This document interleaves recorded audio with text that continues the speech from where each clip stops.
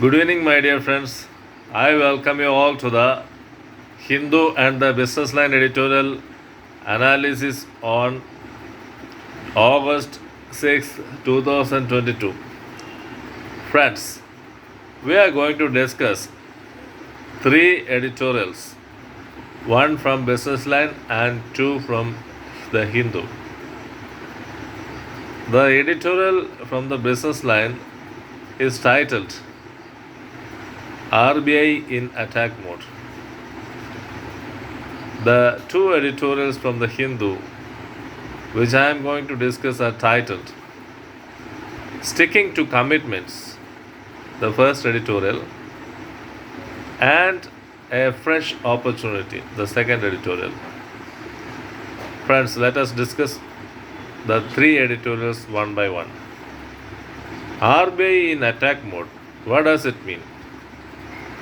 It only means that the editorial is pointing out the Reserve Bank of India's recent increase of 50 basis point in repo rates.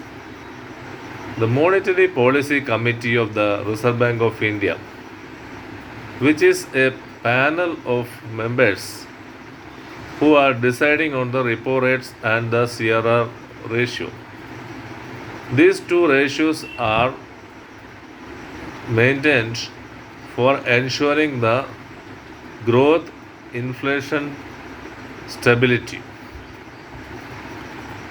Reserve Bank of India has no choice but based on the dynamics of the growth and inflation dynamics and vice versa the world economies, it has no choice. The Reserve Bank of India is left with no choice but to raise the repo rates.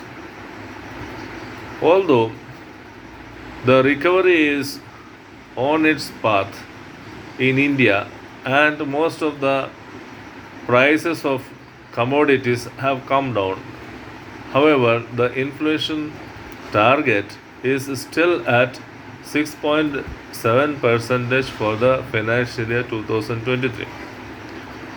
Hence, the Reserve Bank of India is very much cautious about the inflation targeting.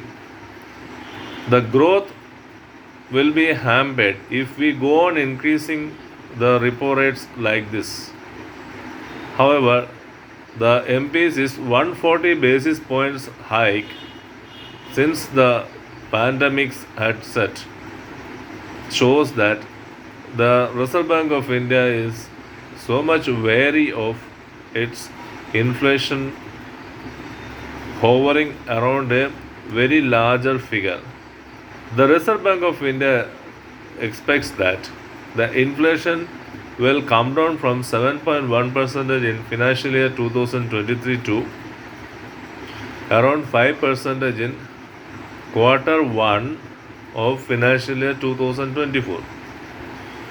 Hence, the Reserve Bank of India is not satisfied with the present inflation being hovering around.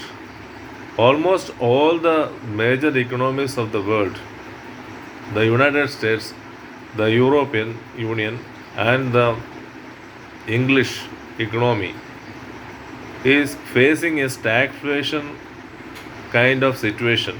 Stagflation means the inflation range where the continuous amount of inflation is just choking the economy.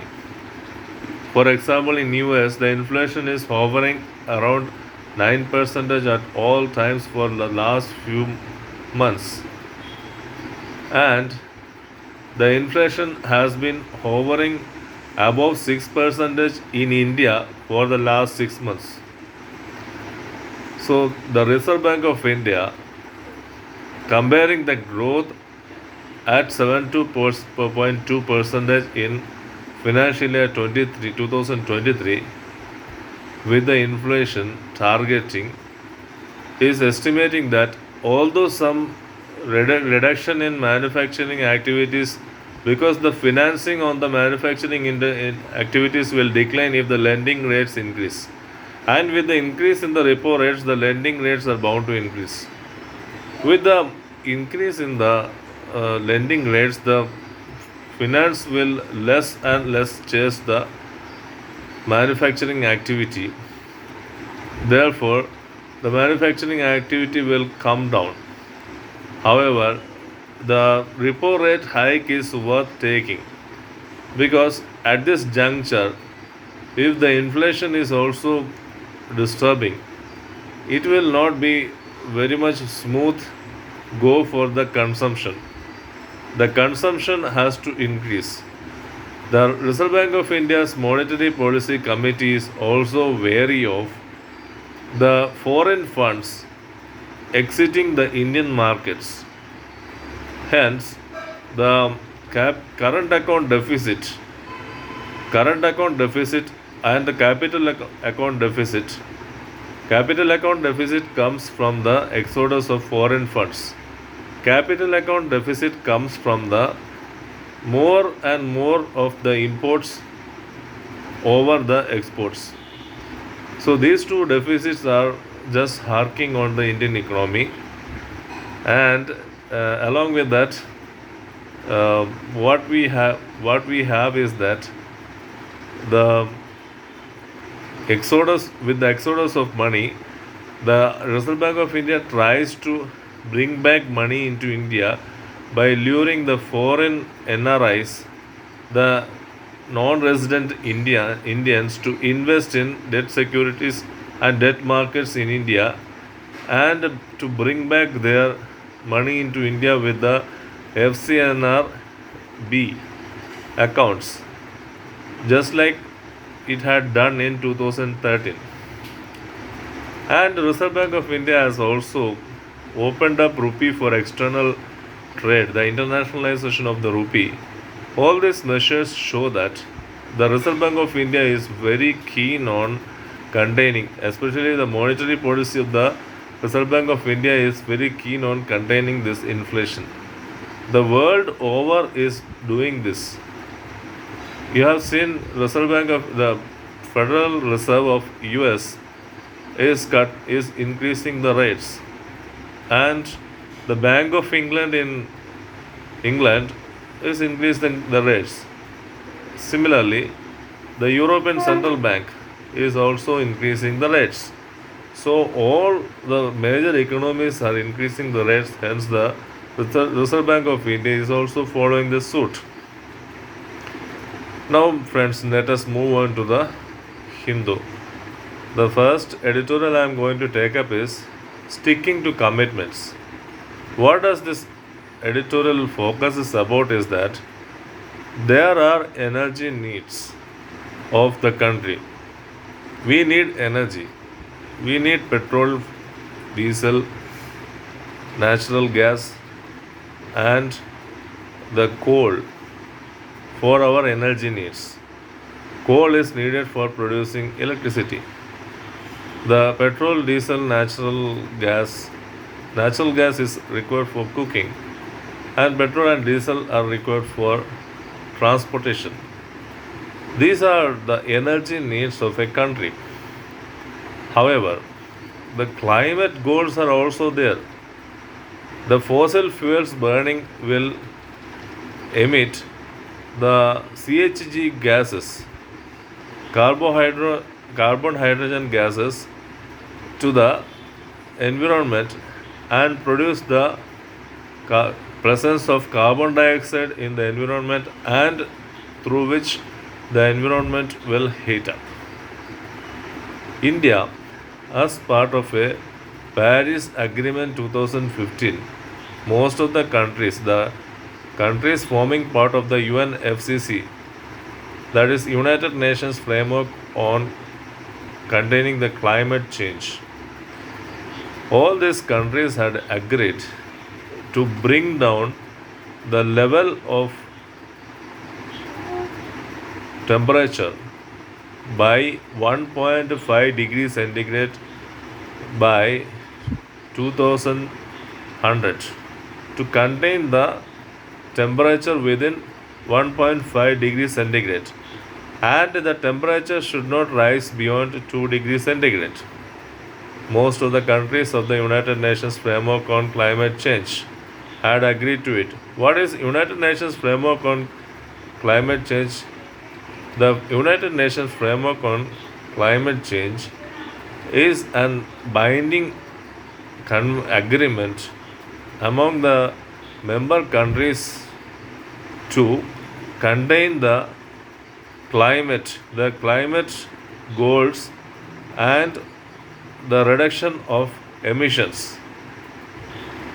So, the United Nations framework on climate change is conducting a conference of parties every now and then. The last conference of parties of the UNFCCC was in Glasgow in 2021. Indian Prime Minister had attended the Conference of Parties COP26. It was the 26th conference in Glasgow. Prime Minister had attended the COP26 at Glasgow and agreed on a 5-point agenda that India would commit to. It is known as Panchamrit. Under the Panchamrit, we had agreed to reduce the use of fossil fuels and become the renewable energy sector, contributing to 400 gigawatts of electricity by 2030. India had agreed. The significant agreements among them was the first was that India would reduce its use of fossil fuels for energy needs, and it would move to renewable energy. Around 400 gigawatts of renewable energy will be used by India. What is renewable energy, my dear friends? Renewable energy comes with the term of wind energy, solar energy, hydel projects. Already we have hydel projects in Kerala. Then wind energy and solar energy. So these are renewable energy sources. The second major commitment which India made under the Panchamrit was the India wants to reduce the carbon emissions and become a net zero emission by 2017. Net zero emission means almost no emissions at all. Recently, India is going to take part in the 27th Conference of Parties of the UNFCCC, which is going to be conducted at Sharm el Sheikh in Egypt. In November, it is going to take place. So, at Sharm el Sheikh in Egypt, India is going to take part in the 27th Conference of Parties, COP27 for short, as the United Nations framework on climate change, conference on climate change, the 27th one, India is going to take part. So, the Union Cabinet has approved the nationally defined contributions. What are nationally defined contributions? This is detailing the action plans on climate actions which India is, or every country on the United Nations Framework Convention on Climate Change is going to commit. India has also approved its second nationally defined contributions recently. The first nationally defined contributions was approved by India in 2015, under which India had agreed to bring down the emissions out of the fossil fuels as a percentage of the GDP by 33%. of 2005 levels, and India would move towards a renewable energy source dependent around 40 percentage to around 40 percentage. And the third commitment which India made was that it would bring up a carbon sink. Carbon sink means the carbon absorption capacity to around 2.5 to 3 billion tons of CO2 emissions. How it would be achieved? By planting trees and growing forests.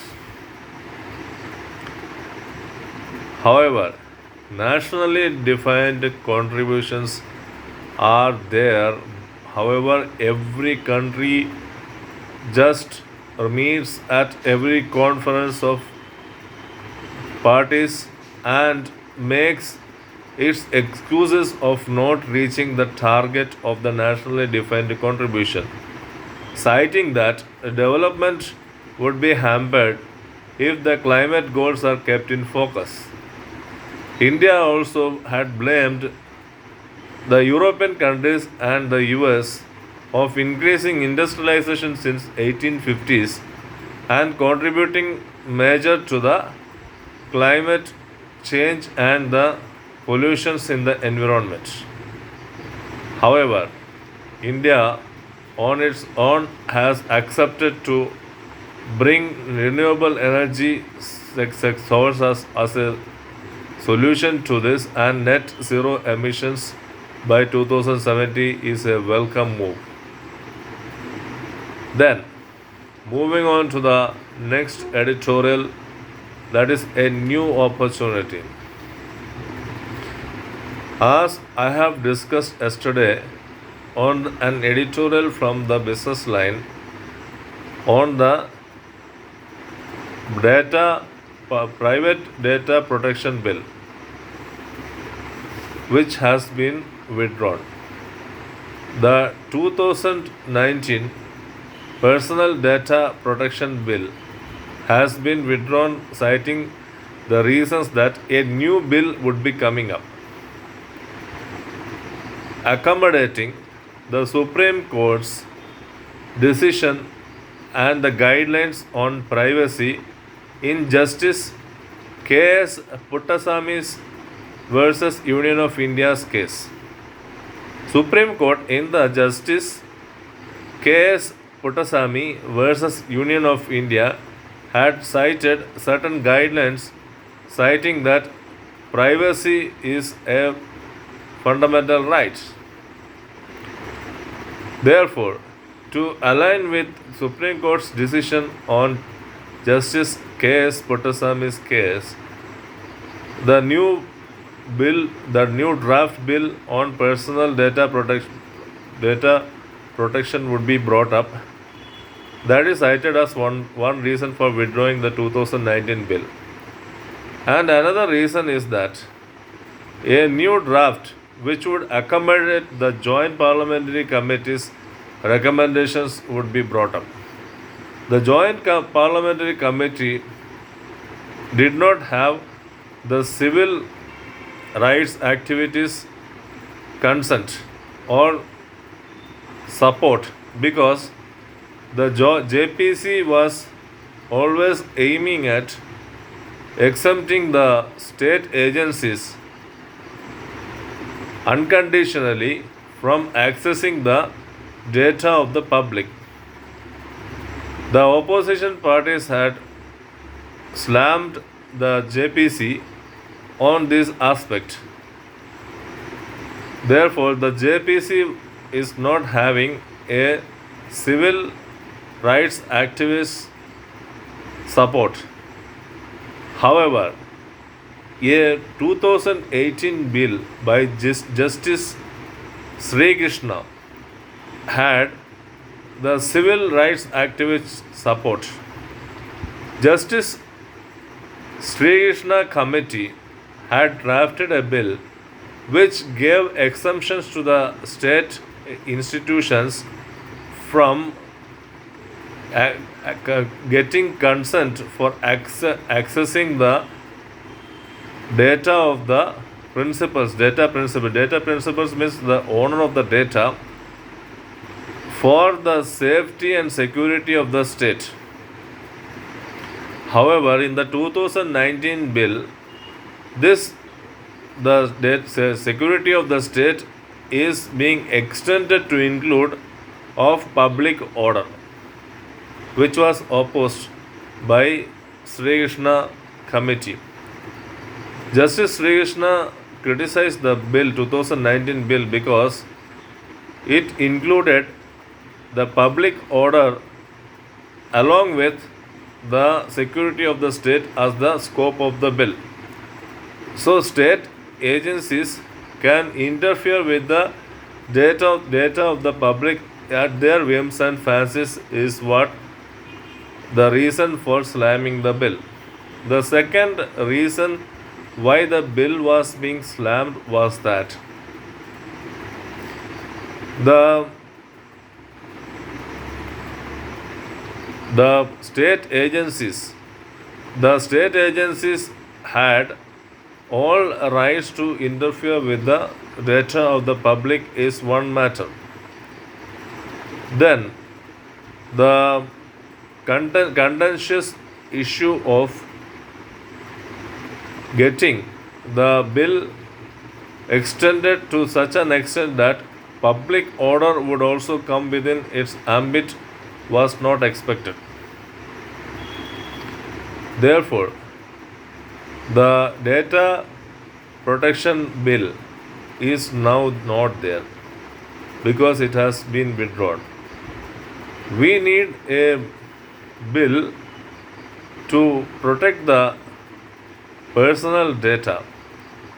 If it is not there, it would make the exorbitant extraction of data from the public and it would benefit the state as against the public. Many would not believe in the system. Therefore, a new bill accommodating the 2018 Sri Krishna Committee's law, which had stated that the judicial intervention on the appointment to the data protection agency authorities was needed. This is the second aspect. The data protection agency chairperson and members would be appointed under the judicial intervention and legislature intervention. That is, judiciary would intervene and the legislature would intervene on the appointment of the chairperson and the members. However, in the 2019 bill, the executive was made responsible for the appointment of chairperson and members of the data protection agency. This was also criticized by Justice Sri Krishna. So, accommodating all these changes along with the concrete changes suggested by the Joint Parliamentary Committee must be brought in the new bill. And the new bill is very much necessary now because without a bill, what is going to happen is that the arbitrariness of the hackers would make the data platform very much vulnerable to access by many and any. Friends, I have come to the conclusion of today's analysis of the Hindu and the Businessline editorials. I will come tomorrow with some more analysis. Tomorrow is the science and technology analysis, my dear friends. Let me take bid adieu for now. Meet you tomorrow. Take care. Bye.